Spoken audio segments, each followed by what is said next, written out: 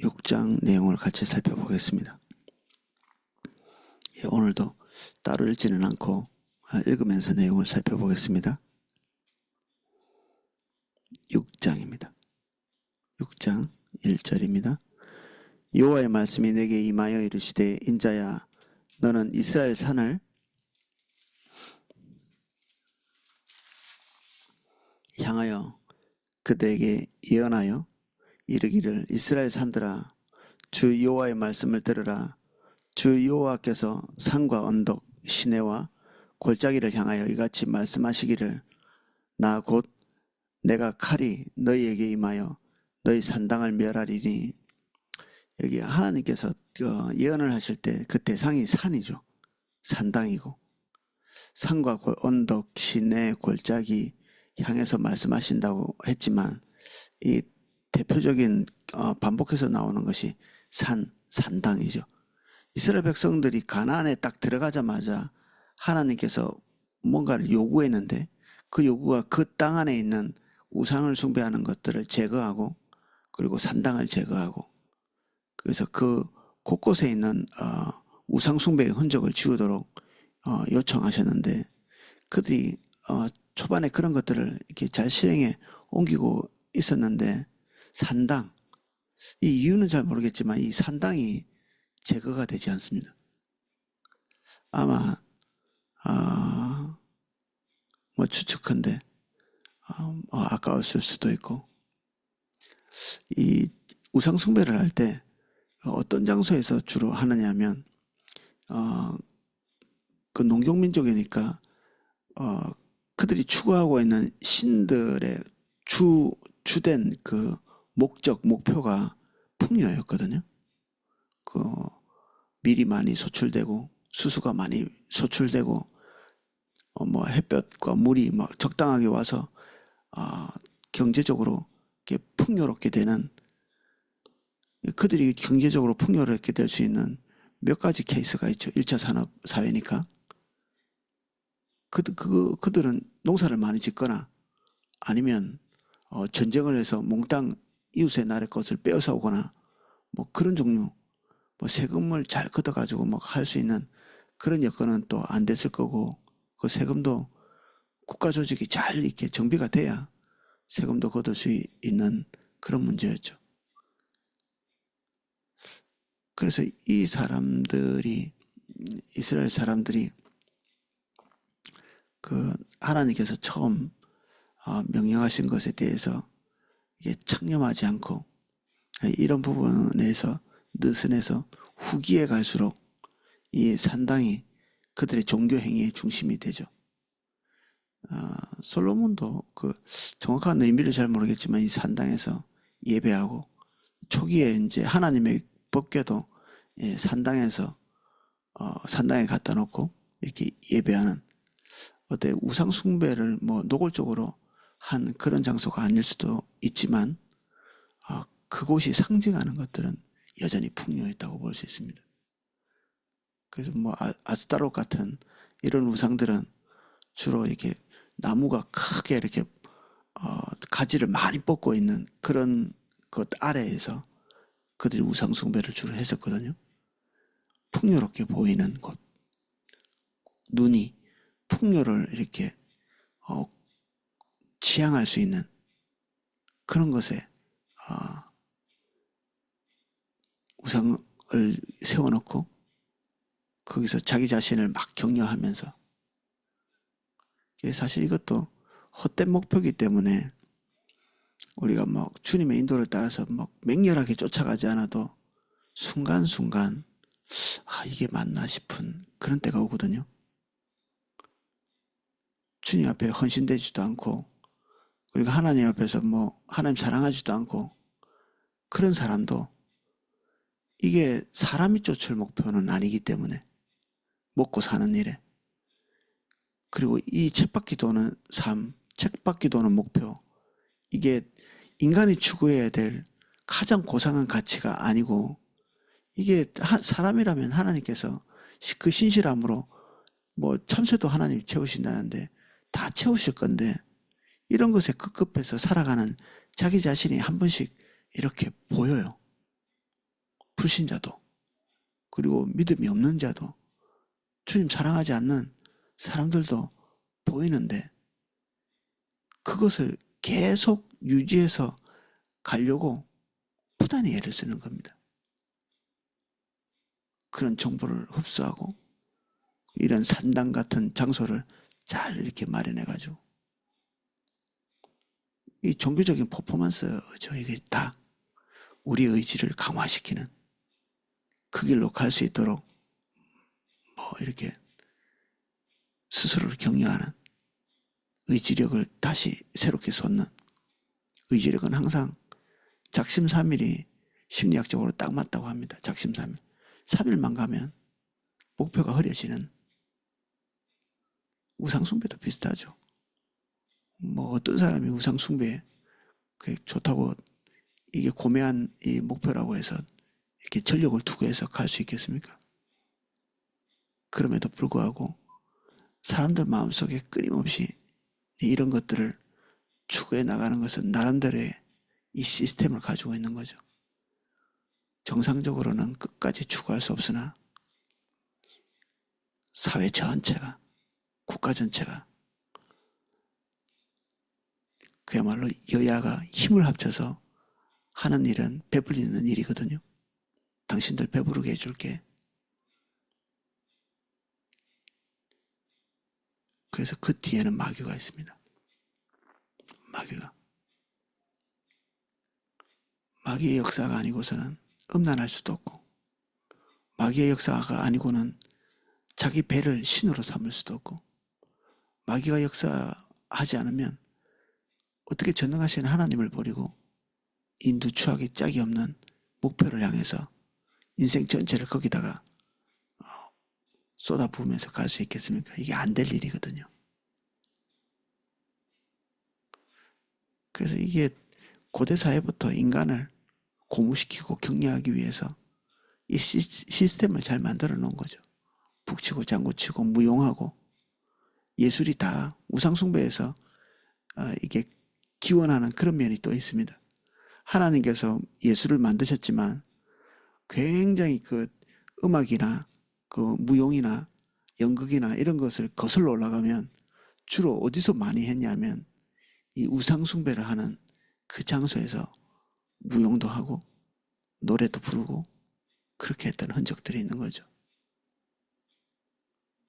문화부터 오염된 거죠. 문화부터 사단이 와서 인간을 조작하기 가장 효과적인 그 문화를 지배하는 거죠. 그래서 대학에서 춤, 노래, 뭐 연극 이런 것들을 공부하면 결국 이 끝에 가면 우상 숭배하는 제사 행위들이 그 근간에 있는 걸 볼 수 있습니다. 이게 오해할 수 있는데 춤이나 노래나 그리고 뭐 연극이나 이거 자체가 우상 숭배라는 것은 아닙니다. 그렇게 오염되어 있다 이 얘기를 하는 겁니다.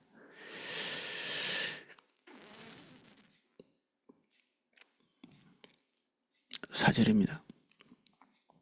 너희 제단들이 황폐하고 분향 제단들이 깨뜨려질 것이며 너희가 죽임을 당하며 너희 우상 앞에서 엎드러질 것이라. 미워하는 하나님께서 가장 미워하시는 것 인간이 하나님을 목표로 하지 않고 자기 목표를 향해서 가는 거죠. 우상은 자기 목표의 형상입니다. 인간의 목표가 형상화된 게 우상이라고 말씀드렸는데 각자 자기 목표대로 가도록 마귀는 지시하죠. 너희 뜻대로 하나님처럼 마치 추구해서 갈 만한 이 가치가 있는 것처럼 그렇게 사단이 주입할 때 우리는 우리의 뜻과 생각을 향해서 우리의 삶을 쏟아붓죠. 하나님이 그것을 미워하시기 때문에 그 목표를 향해서 달려가는 모든 사람들이 그 목표로 인해서 죽을 것입니다. 우상을 숭배하는 자들이 그리고 그의 제단이 황폐하고 무너지고 그 앞에서 사람들이 죽는 한때 그 우상 숭배하는 장소는 그들이 풍요를 기대하고 그대의 소원을 성취시키는 정말 거룩한 장소라고 여기고 거기서 자기의 모든 것들을 쏟아붓고 있었던 그런 장소인데 그 시간 그 장소를 하나님께서 미워하셔서 심판을 내리겠다고 말씀하시는 거죠. 5절 이스라엘 자손의 시체를 그 우상 앞에 두며 너희 해골을 너희 제단 사방에 흩으리라. 이 우상과 제단에 대한 하나님의 분노의 크기를 우리는 이것을 통해서 볼 수 있습니다. 내가 너희가 거주하는 모든 성읍 이 사막이 되게 하며 산당을 황폐하게 하리니 이는 너희 제단이 깨어지고 황폐하며 너희 우상들이 깨어져 없어지며 너희 분향 제단들이 찍히며 너희가 만든 것이 폐하여지며 굳이 이렇게 그들이 만들었다 이런 표현을 쓰죠. 그들이 만들어 놓은 것, 구상한 것, 자기 목표를 향해서 나아가기 위해 고민하고 숙고하고 우상숭배를 위한 사려 깊은 행동, 생각 그런 것들이 하나님의 마음에 분노를 끌어오르게 만들었던 그 시간들이 딱 끝이 나면 하나님의 공의로운 심판이 그들에게 쏟아부어지죠. 일일이 나열하고 계시죠. 그들이 설마 이곳은 아니겠지. 이게 사람이 참 희한한 게 본질적인 부분들에 대해서 지금 하나님께서 말씀하시는 건데 나는 제외되겠지 이런 생각들이 단어만 틀리게 해도 표현만 다르게 해도 자기 자신은 거기서 빠져나갈 수 있을 것 같이 생각이 들거든요. 간혹 이렇게 자주 얘기 드리지만 하나님의 말씀이 마치 이렇게 확률적으로 임하시는 것처럼 그런 이해를 가지고 있거든요. 사람들이. 그럴 수도 있다는 얘기겠지. 그럴 수도 있다는 얘기겠지. 심판이 올 수도 있다는 얘기겠지. 축복이 올 수도 있다는 얘기겠지. 확률이죠. 현대인이 가지고 있는 가장 강력한 방패, 확률. 그럴 수도 있지 않을까? 아닐 수도 있겠지. 반면에 하나님은 맹세에 맹세를 거듭하고 계십니다. 반드시 틀림없이 단 한 곳도 빠짐없이 말씀한 그대로 이 모든 것이 다 채워질 때 임하게 될 것이다.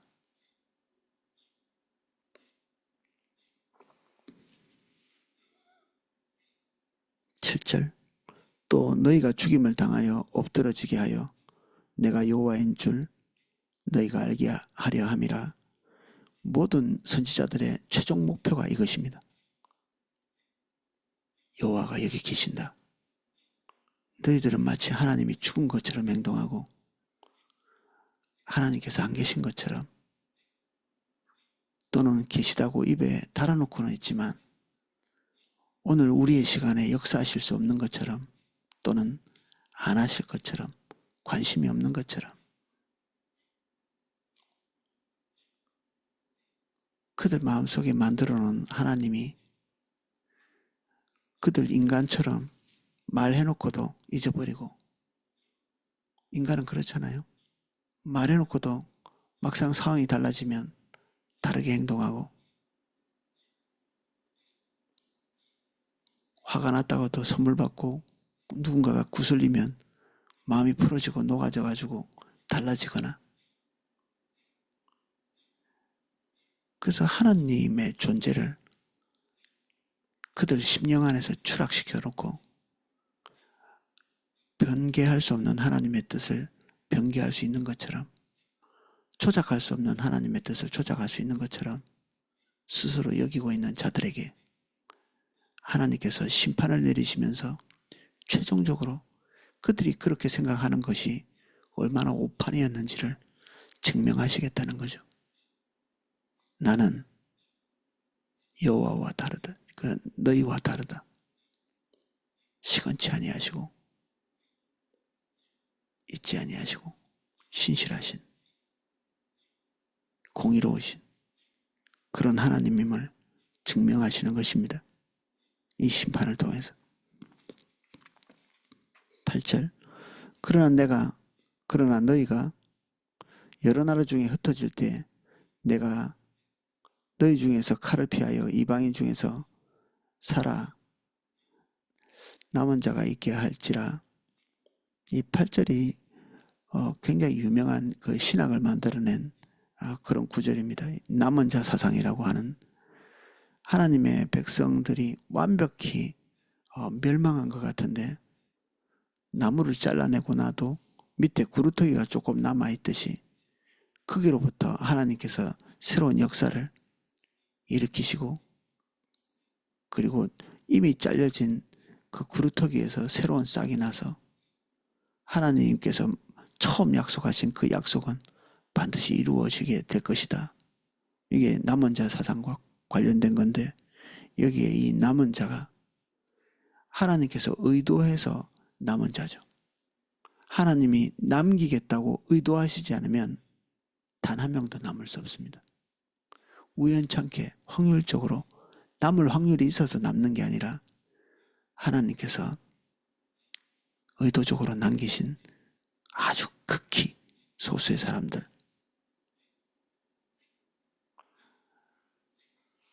그래서 우리는 하나님께서 실수하셔서 우리가 심판에 휩쓸려 가는 그런 일은 없습니다. 하나님의 심판의 정확도는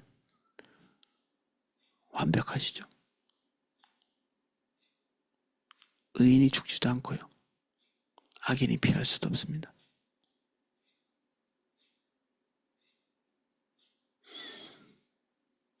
구절 너희 중에 살아남은 자가 사로잡혀 이방인들 중에 있어서 나를 기억하되 그들이 음란한 마음으로 나를 떠나고 음란한 눈으로 우상을 섬겨 나를 근심하게 한 것을 기억하고 스스로 한탄하리니 이는 그 모든 가증한 일로 악을 행하였습니다.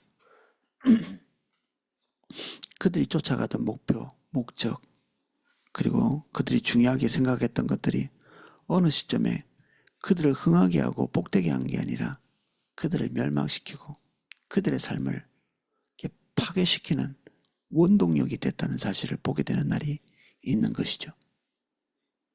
그들이 우상 앞에 서서 그 많은 희생을 드리고 했던 이유는 그렇게 해야 그들의 목적이 이루어질 거라고 생각했기 때문에 하나님은 움직이지 않으니 움직일 수 있는 신, 만만한 신들을 만들어낸 거죠. 그게 우상의 의미인데 결국 자기 목표는 자기를 죽이는 것이 됩니다. 자기 영혼이 자기를 죽입니다. 그게 나를 살릴 거라고 생각하는데 그것을 버리는 것이 사는 길입니다. 자기 목표를 버리는 것. 어느 시점에 우리가 지혜가 없어서 깨닫지 못하는데도 불구하고 그 모든 것이 헛된 목표였다는 것을 깨닫는 순간이 오는데 그 순간이 구절처럼 되면 안 되는 것입니다. 구절은 다시는 기회가 없는 어느 시점입니다.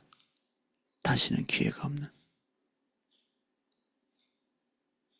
인간은 하나님처럼 영원히 이 땅에 있지 못합니다. 우리의 수명은 지금도 줄어들고 있죠.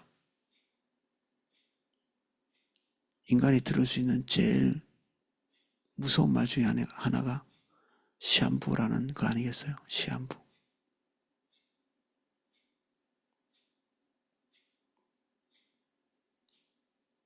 근데 우리는 치명적인 병에 걸리지 않아도 어차피 우리는 시한부거든요. 얼마 못 가는 거죠, 우리가. 운 좋은 사람이 100년 넘기는 것이고 이미 우리는 많이 시간이 지나버렸습니다. 대부분은 50년 미만이죠. 신속하게 얼마나 빨리 이 시간들이 날아가는지 성경은 날아간다는 표현을 쓰고 있습니다. 날아간다.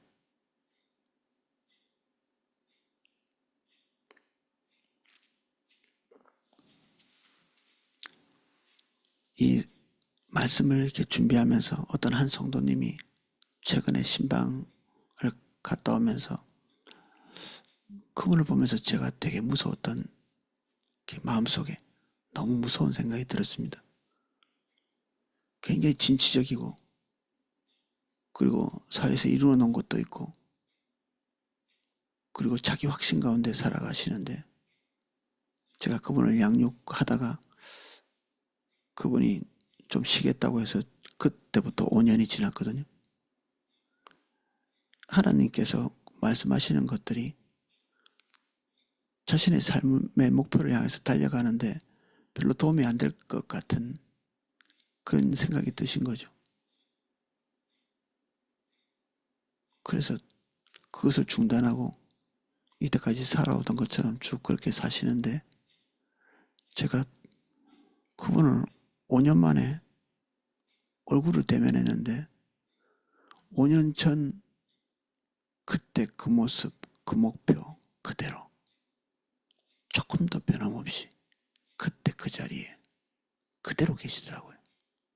달라진 것은 조금 더 늙고 죽음에 가까이 온 제 눈에 그게 보이더라고요. 이게 임박한 종말. 그런데 뜻과 의지, 방향성, 하는 말, 하는 목표 똑같이 변하지 않고 그 자리에 그대로 있더라고요. 너무 무서웠습니다. 아무것도 변하지 않았구나. 그럴 수가 있구나. 꼼짝도 않고 5년이 지나갔으면 꼼짝도 하지 않고.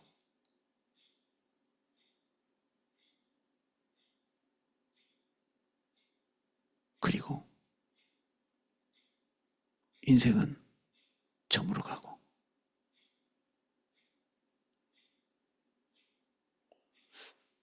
제가 마지막 양육의 제안을 했는데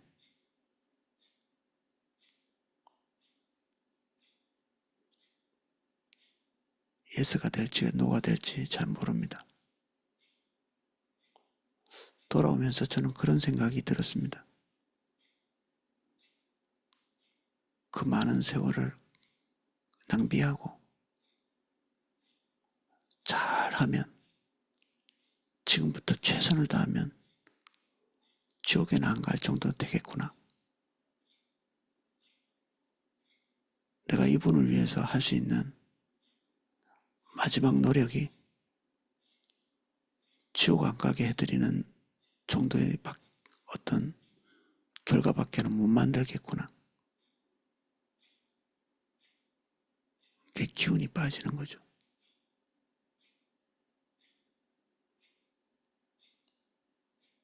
그분에게 마지막 영광스러운 삶을 살 수 있는 기회도 있었을 텐데 많이 배우고 똑똑하시고 하나님이 건강도 주셨고 나이가 많으심에도 불구하고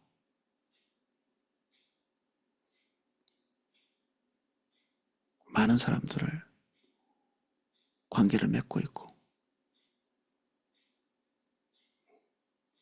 근데 그 많은 것들 쓸모도 없이 다 버려지겠구나. 자기 목표를 향해서 살다가 근데 그 뭐 본인 것도 이루지는 못했습니다.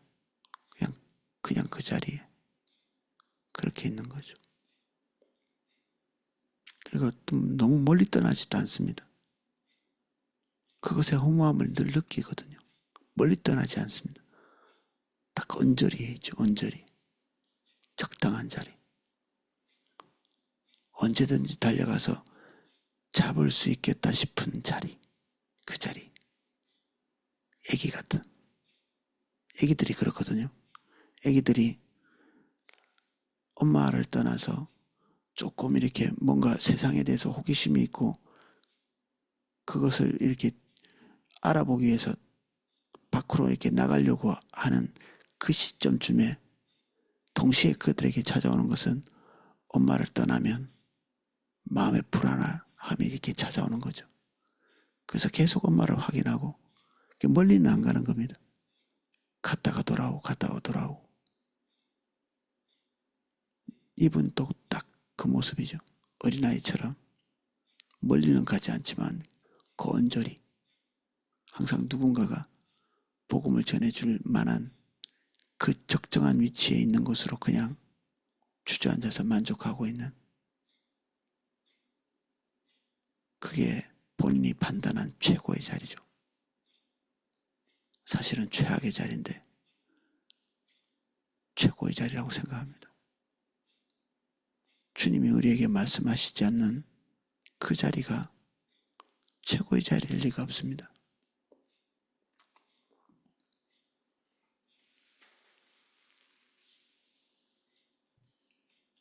10절입니다. 그때 그들이 나를 여호와인 줄 알리라. 내가 이런 재앙을 그들에게 내리겠다 한 말이 헛되지 아니하리라. 많은 사람들이 헛것으로 생각하는 거죠. 하나님의 심판을. 말로는 표현 못하죠. 그런데 반복해서 말씀드리듯이 확률적으로 이렇게 치환하는 것입니다. 아, 그럴 수도 있다는 얘기구나. 그럴 수도 있다는 얘기구나. 반드시 심판할 거라고 얘기를 하는데도 그럴 수도 있다는 얘기구나. 이렇게 들리는 거죠, 귀가. 11절. 주 여호와께서 이같이 이르시되 너는 손뼉을 치고 발을 구르며 말할지어다. 오호라. 이스라엘 족속이 모든 가증한 악을 행함으로 마침내 칼과 기근과 전염병으로 망하되. 칼, 기근, 전염병. 이 선지자가 말씀을 전해야 되는 그 태도와 자세는 손뼉을 치고 발을 구르며, 이거는 귀뚱으로 듣고 넘어갈 만한 일이 아닌데 선지자가 점잖게 전하지 못할 내용이죠.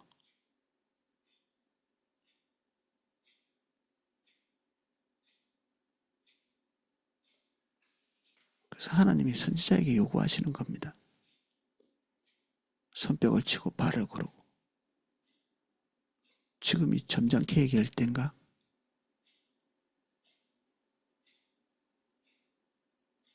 지금이 곱게 얘기할 때인가?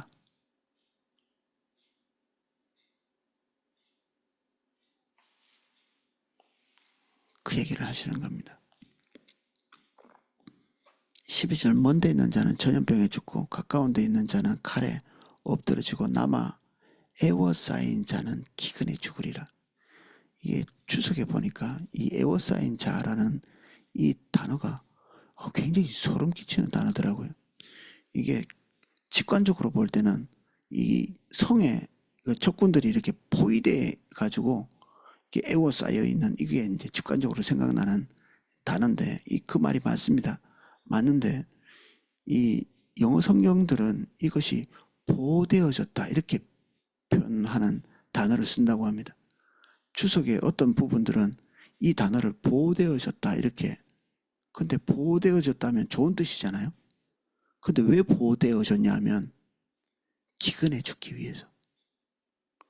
살리려고 죽는 게 아니라 하나님의 말씀이 위에 칼과 전염병과 기근으로 죽을 거라고 얘기했기 때문에 어떤 자들이 전염병에 죽고 어떤 자들이 칼에 죽었는데 어떤 일단의 사람들은 보호가 되었다 이렇게 적혀 있는 겁니다.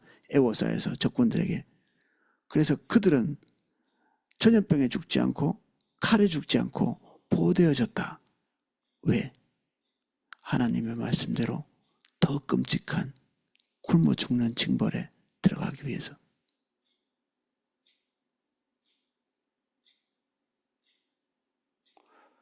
하나님께서 하나님의 백성에게 이야기하시는 수위가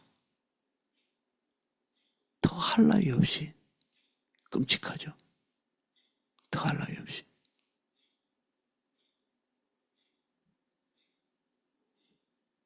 이 뒤에 있는 하나님의 탄식과 깊은 절망, 그걸 봐야 되죠. 우리가 분노, 누구에게 분노하시나요?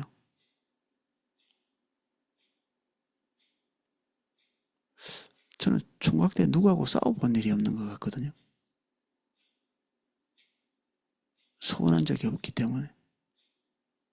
그래서 저는 내가 진짜 성프란 체스코처럼 이게 성자가 되어 가는 것 비슷한 느낌을 가진 적이 있는데, 나중에 아내와 이렇게 교제하면서 그 아내가 조금 뭐 이렇게 섭섭하게 한 그런 것들이 있을 때마다 그냥 마음이 굉장히 안 좋더라고요. 이렇게 그전엔 그런 일이 없었는데, 근데 아내는 중요하니까, 그 중요한 존재가 생겼으니까 마음이 상하는 거죠.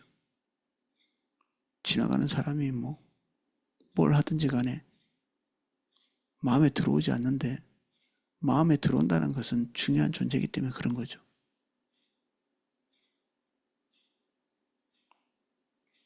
이스라엘 백성들이 하나님에게 어떤 행동을 해도 별 대수롭지 않은 그런 존재가 아닌 것입니다.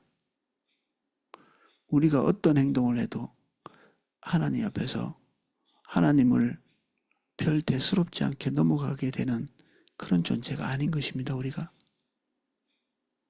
그분의 기대대로 뭔가를 하지 않으면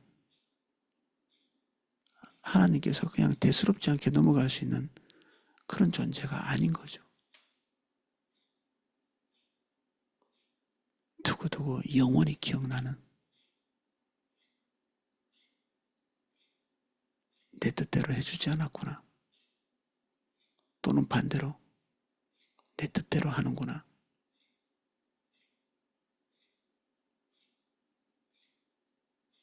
내 말을 무시하는구나, 또는 내 말을 소중히 여기는구나. 이게 깊이 하나님의 마음속에 새겨지는 거죠. 그리고 그것은 언젠가는 밖으로 이렇게 결과물로 드러나는 거죠.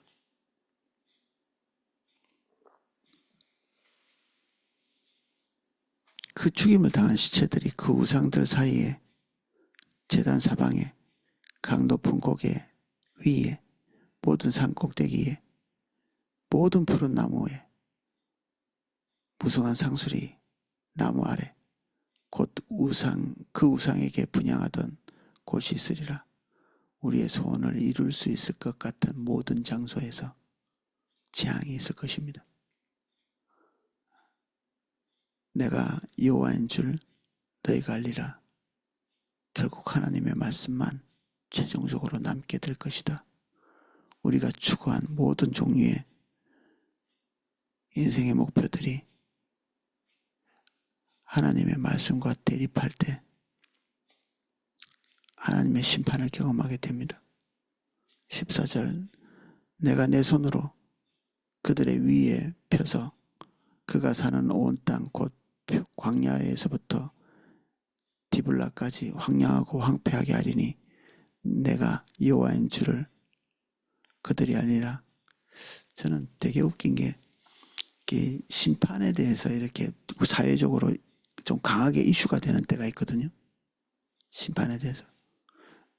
그리고 성경을 이렇게 요한계시록 같은 것을 보면 대환란이 에 대해서 이렇게 막 얘기하고 있는 그런 것들을 보고 이제 충분히 이해를 잘 못해가지고 두려워하는 사람들이 가끔 이렇게 어떤 행동을 하느냐면 산속 깊은 데 가가지고 10년, 20년 먹을 수 있는 그런 것들을 이렇게 비축하고 끝까지 살아남을 수 있는 방법, 그거를 준비하는 거죠. 너무너무 바보같이 하나님의 말씀이 임하면 피할 수 있는 곳은 없거든요. 하나님 앞에서 통회하고 돌이키고 또 주님이 기대하시는 바에 접근하려는 생각은 하지 않고 한 가지는 믿습니다. 그 저주가 임할 것에 대한 그 확률적인 믿음. 그것에 대해서 대비를 하는 거죠. 무서워, 두려워 떨면서도 신경이 쓰이면서도 가지는 않고 그 재앙에만 대비하는 거죠. 재앙에만 대비하는.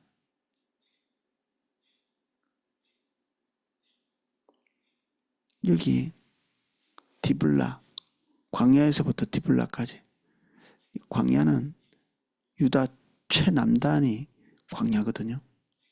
그러니까 제일 남쪽에 있는 지형이 광야이기 때문에 최남단부터 디블라는 아마도 그 이스라엘 북단에 있는 강을 얘기하는 것 같습니다.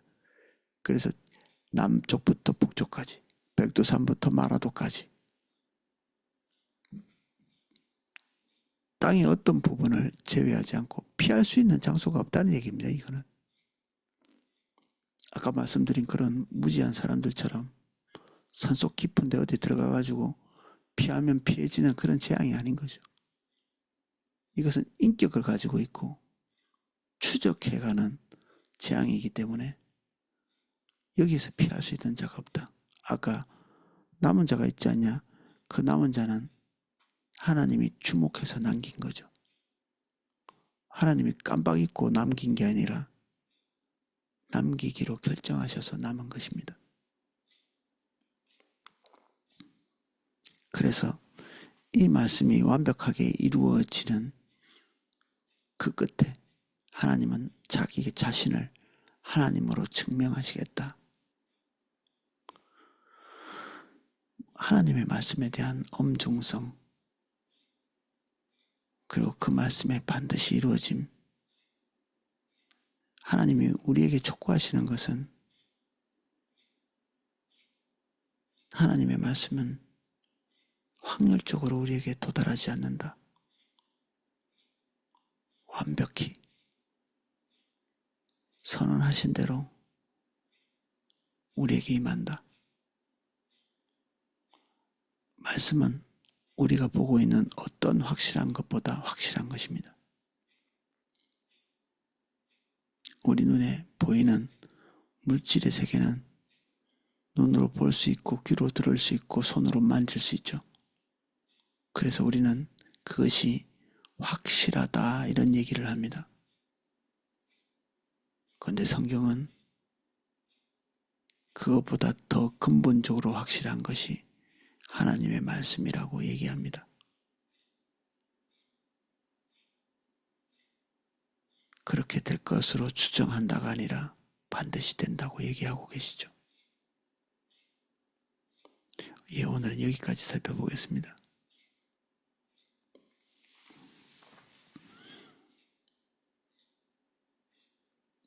누가 하나님의 심판과 하나님의 말씀을 회피할 수 있겠습니까?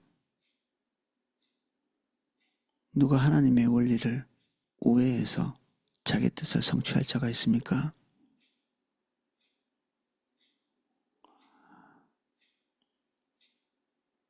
우리가 우리 주변에 있는 많은 사람들이 자기 목표와 자기 영혼을 향해서 힘을 다하여 달려가는 그 순간에 하나님은 심판을 꿈꾸고 계십니다.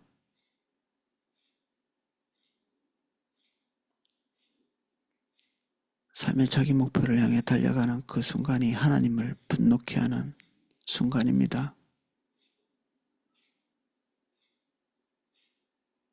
우상숭배 일에서 돌이키게 하시고 우리의 목적과 우리의 목표에서 돌이키게 은혜를 주옵소서. 우리는 쉬이 변하는 자들입니다. 은혜만이 우리를 하나님 앞에 세우십니다. 주님, 우리의 목표와 목적이 순결하게 해주십시오. 주님 한 분만 우리 안에 있게 해주십시오. 여기 모인 모든 분들 예수님 이름 축복합니다. 먹을 것, 입을 것으로 말미암아 두려워하지 않게 해주십시오. 우리 삶의 목적이 이루어지지 않는 것에 대해서 아쉬워하거나 두려워하지 않게 해주십시오. 차라리 우리 스스로 그것을 회파하고 깨뜨리고 그 목표를 숭배하는 자리에 있었던 것을 통회하고 돌이켜 하나님과의 관계를 회복할 수 있도록 은혜 주십시오.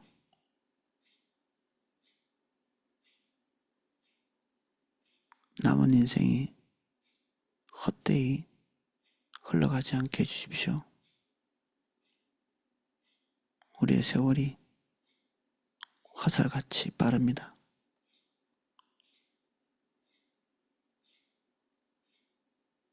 인생을 헛되이 보내지 않게 해주십시오. 예수님 이름으로 기도합니다. 아멘. 예, 각자 기도하실 수 있도록 음악을 방송해 드리겠습니다.